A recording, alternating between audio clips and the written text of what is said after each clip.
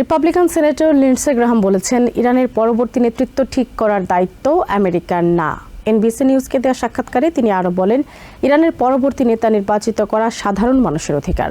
আরেক Republican senator Ted Cruz ইরানে হামলাকে president Donald ট্রাম্পের সবচেয়ে সাহসী সিদ্ধান্ত বলে অভিহিত করেছেন। সেনেটর জেমস ল্যাংফোর্ড বলেন, দীর্ঘস্থায়ী অস্থিতিশীলতা নিরসনের লক্ষ্যে ইরানের শাসন ব্যবস্থার পরিবর্তন অনিবার্য। এনবিসি নিউজকে দেওয়া সাক্ষাৎকারে রিপাবলিকান সেনেটর লিন্ডসে গ্রাহাম ইরানের সর্বোচ্চ নেতা আয়াতুল্লাহ খামেনির মৃত্যুকে সন্ত্রাসবাদের পরাজয় হিসেবে বর্ণনা করেছেন। তবে দেশটির পরবর্তী নেতা কে হবেন তা নির্বাচন করা আমেরিকার কাজ নয় বলে উল্লেখ করেন তিনি। ইরানে আমেরিকান সৈন্য পাঠানোরও বিরোধিতা করেন গ্রাহামের মতে এই অভিযানের মূল লক্ষ্য ইরানের শাসন ব্যবস্থা পুরোপুরি বদলে দেওয়া নয়, বরং তাদের কাছ থেকে ব্যালিস্টিক মিসাইল ও পারমাণবিক সক্ষমতা কেড়ে নেওয়া, যাতে তারা ভবিষ্যতে আর কোনো হুমকি হতে না পারে।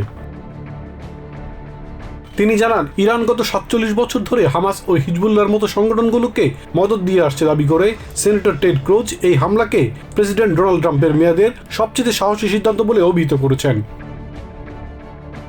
ক্রুজের মতে, বর্তমানে ইরান ইতিহাসে সবচেয়ে দুর্বল অবস্থায় রয়েছে এবং এই সুযোগেই তাদের সামরিক সক্ষমতা ধ্বংস করা প্রয়োজন। তিনি মনে করেন, ইসরায়েলের কাছে পরাজিত হওয়া এবং আমেরিকার বিমান হামলায় পারমাণবিক স্থাপনাগুলো ধ্বংস হওয়ার ফলে ইরানের বর্তমান শাসক গোষ্ঠী এখন পতনের মুখে। তিনিও এই অভিযানের কোনো দীর্ঘস্থায়ী যুদ্ধ বা সেনা মোতায়েনের পক্ষপাতী নন।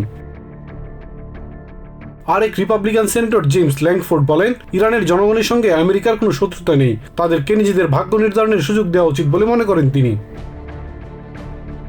মধ্যপ্রাচ্যে আমেরিকা যতগুলো সামরিক ঘাঁটি রয়েছে তার সবগুলো মূলত ইরানের হুমকির কারণে স্থাপন করতে হয়েছে দাবি করে তিনি বলেন, এই দীর্ঘস্থায়ী অস্থিতিশীলতা নিরসনের জন্য দেশটির শাসন ব্যবস্থার পরিবর্তন জরুরি।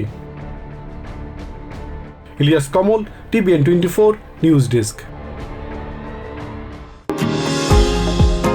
নিউ ইয়র্ক থেকে সম্প্রচারিত TVN 24 টেলিভিশন বিশ্বজুড়ে বাঙালির কণ্ঠস্বর।